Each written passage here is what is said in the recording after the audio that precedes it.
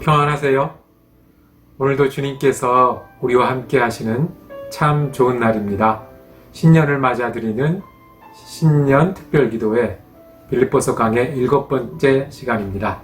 다 같이 하나님 찬양하실 때 찬송가 405장 주의 친절한 팔에 안기세 1절과 3절 반주에 맞춰 찬양하시면서 시작하겠습니다.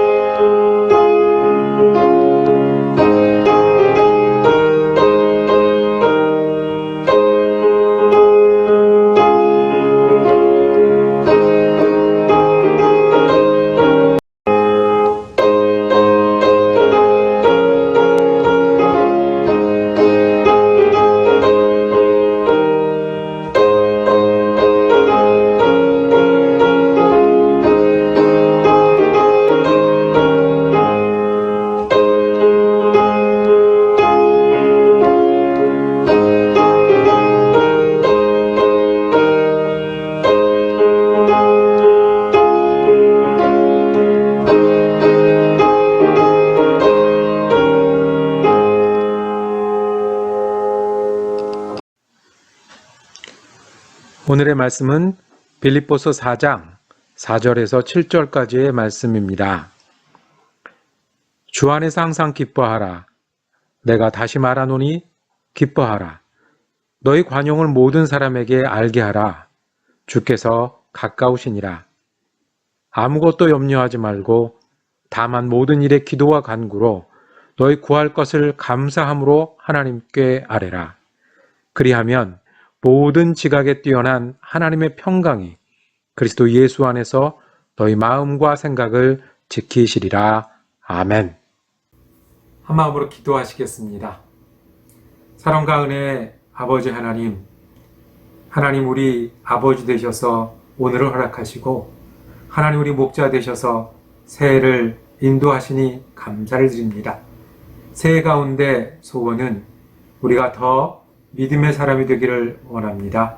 말씀에 순종하고 성령의 이끌림에 민감한 사람들이 되기를 원합니다. 우리에게 맡겨진 사명에 충성하여 금년 한 해를 회복하는 한 해, 강건한 한 해로 삼고자 하오니 주님, 우리에게 은혜를 더하여 주시옵소서. 오늘 빌립보서 말씀을 통해서 우리의 마음을 주님의 말씀으로 채워 주시옵소서.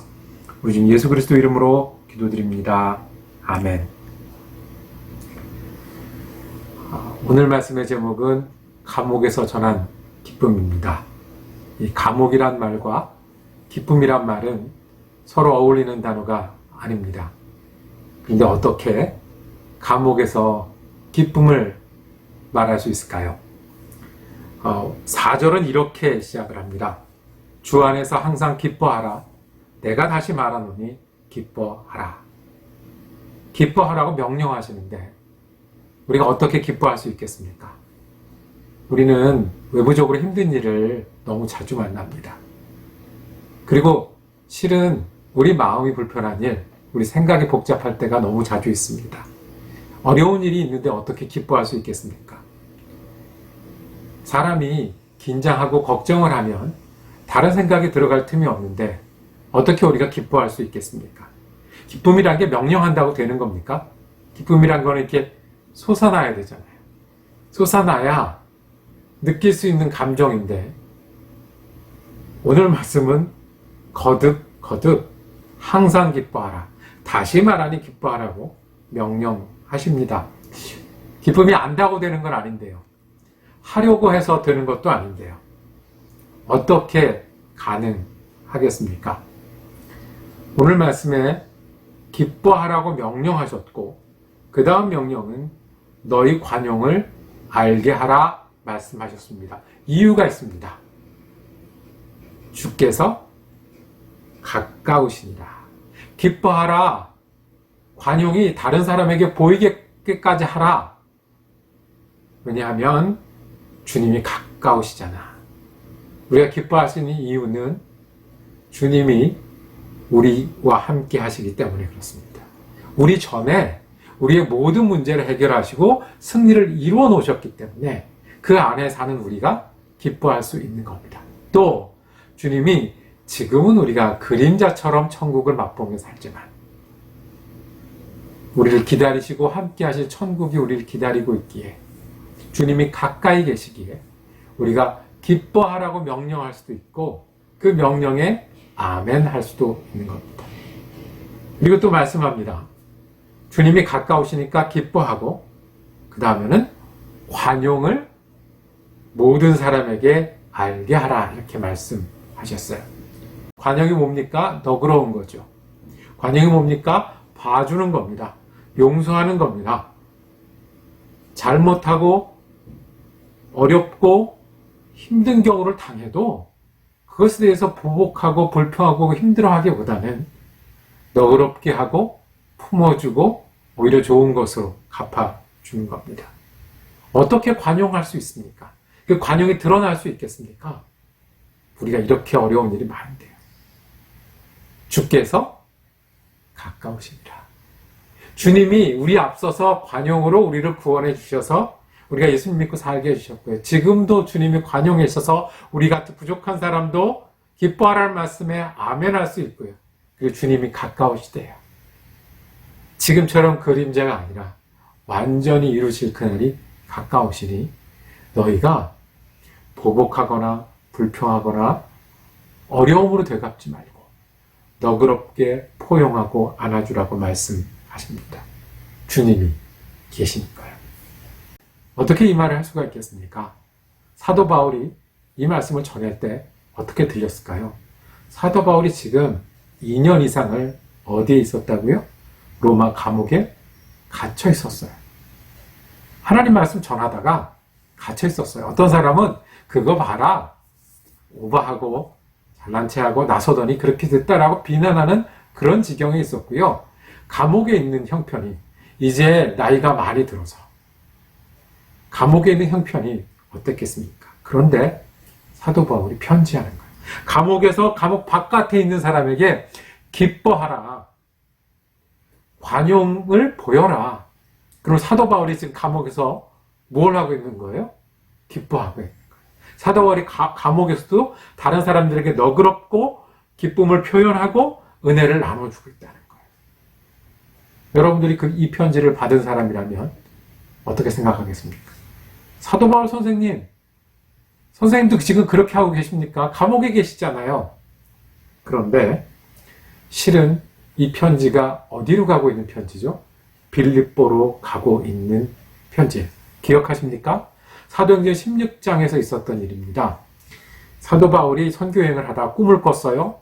나는 원래 아시아로 가고 싶었는데 꿈에 나타난 청년이 어디로 오라고요? 마게도니아로 오라고 그래서 그리스로 넘어갑니다. 지금의 그리스로 넘어가서 갔는데 그 꿈이 하나님 음성인 줄 알고 갔는데 무슨 일이 벌어졌냐면 내가 거기서 전도 조금 하다가 무고한 죄로 감옥에 갇혔어요. 감옥에 갇힌 정도가 어느 정도였냐면 16장 23절, 24절을 한번 읽겠습니다. 많이 친 후에, 그러니까 사도 바울이 매를 맞은 거예요. 옥에 가두고 간수에게 명령하여 든든히 지키라 하니 그 간수가 이러한 명령을 받아서 그들을 사도 바울을 깊은 옥에 가두고 그 발을 착고에 튼튼히 채웠더니 그랬어요. 매도 맞고 감옥에 갇혔고 발을 쇠사슬에 묶어 놓았다는 거예요. 그랬더니 25절에 계속해서 읽겠습니다. 한밤중에 바울과 실라가 기도하고 하나님을 찬송하며 죄수들이 듣더라 그랬어요. 이에 갑자기 큰 지진이 나서 옥토가 움직이고 문이 곧 다 열리며 모든 사람의 매인 것이 다 벗어진지라 거기서 뭐 하고 있었어요? 기도하고 찬송했어요. 죄수들이 들을 정도로 기뻐했다고요. 그리고 이 일이 일어난 다음에 지진이 나서 죄수들이 도망간 줄 알고 죄수가 나는 이제 꼼짝없이 벌받아 죽었구나. 그래서 자살하려던 그 순간에 내가 여기 있다. 관용을, 은혜를 나누는 일. 그래서 그 죄수가 거기서 예수를 믿는 일이 벌어집니다. 거기가 어디였죠? 감옥에 갇혔다가 거기서 찬송하고 지진에 풀려나서 오히려 다른 사람들에게 잘해서 예수를 전했던 거기가 바로 이 편지가 간 빌립보였습니다. 적어도 빌립보 교회 사람들은 기뻐하라, 감옥에서 말씀하시는 게 하나님 말씀으로 들렸을 거예요. 관용을 보여라, 뭔지 알 수 있었을 거예요. 주님이 곧 오실 거잖아. 내가 주님이 오실 건 줄 알고 주님이 거기 계셔서 함께 있기 때문에 찬송도 했잖아, 기쁨으로. 그리고 은혜도 나눴잖아. 너희도 그렇게 하라 라고 말씀하십니다. 저와 여러분이 올 한 해를 시작하면서 우리가 잘 해내고 그리고 평안한 것을 넘어서서 주님 때문에 기뻐하는 사람 되기를 원합니다. 주님 때문에 은혜를 나눌 수 있는 사람이 되기를 원합니다. 어떻게 그렇게 할 수 있겠습니까? 사도 바울의 비결을 6절과 7절에서 말씀합니다. 사도 바울의 비결은 이겁니다. 6절에 아무것도 염려하지 말고 다만 모든 일에 기도와 간구로 너희 구할 것을 감사함으로 하나님께 아뢰라. 비결은 간단합니다. 염려하지 말고 뭐 하라고요? 기도하라고. 한 가지 원칙을 세우시죠. 염려할 시간에 뭐 하기? 기도하기. 그 다음에 기도한 다음에 뭐 하기? 기도한 다음에는 감사하기. 다시요. 염려하는 대신에 기도하기. 기도하고 나면 감사하기. 7절에 이렇게 말씀합니다. 그리하면 모든 지각에 뛰어난 하나님의 평강이 그리스도 예수 안에서 너희 마음과 생각을 지키시리라. 기도하면 하나님께서 우리에게 평강을 주신다는 거예요. 이걸 우리가 자신 있게 얘기할 수 있어요. 기도하면 하나님께서 우리의 마음과 생각에 우리가 알지 못하던 것을 알게 하세요. 뭐요? 하나님이 계시다는 거예요. 내가 염려로 바꿀 수 없다는 거예요.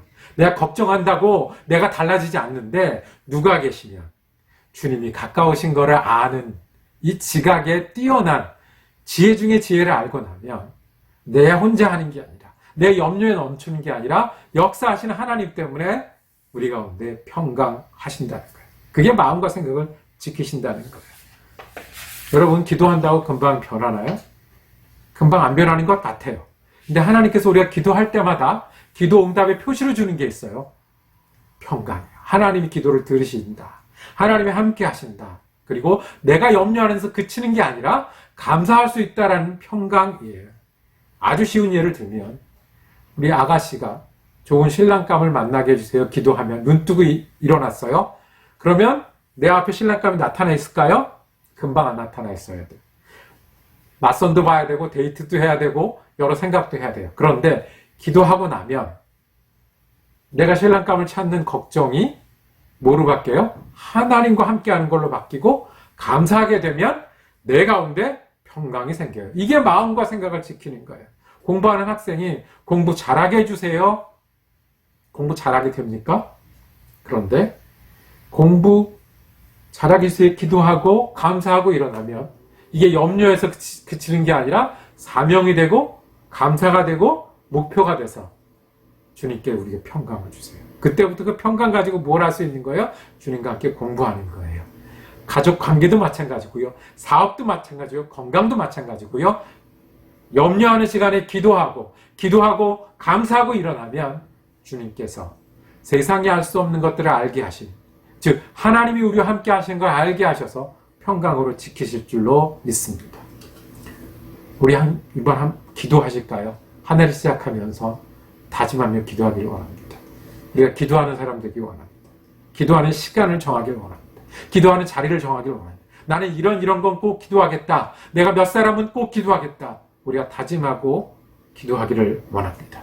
우리가 기도하면 염려가 지각으로 바뀌고 지각이 감사가 돼서 평강으로 채우시는 하나님이 계실 줄로 믿습니다.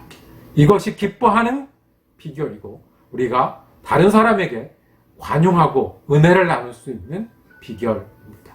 우리 시간 기도할 때는 주님 한 해 기도하면서 살게 해주세요. 기도하는 사람 되게 해주세요. 염려하는 시간에 기도하겠습니다. 기도하고는 감사하겠습니다라고 다짐하며 기도하는 우리가 되기를 원합니다. 한 목소리를 다 같이 기도하시겠습니다.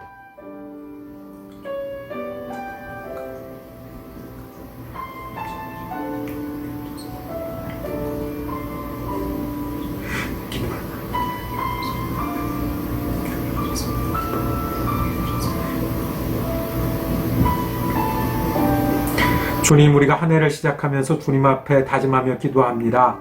우리가 겸손하게 하나님 앞에 기도하며 사는 한 해가 되게 하여 주시옵소서. 염려할 일이 있을 때마다 염려하지 않고 기도하는 사람 되게 하여 주옵소서. 기도하면 감사함으로 일어나는 사람 되게 하여 주옵소서. 그래서 주님이 가까이 계시고 우리의 주님 계심을 알기 때문에 평강으로 사는 한 해가 되게 하여 주시옵소서. 우리 주 예수 그리스도 이름으로 기도드립니다. 아멘. 오늘도 신년 기도에 함께 할 수 있어서 감사했습니다. 이제 하루 더 남았습니다. 내일까지 우리 신년 기도에 이어집니다. 잊지 마시고 오늘도 은혜로운 한 날 되시기를 축복합니다.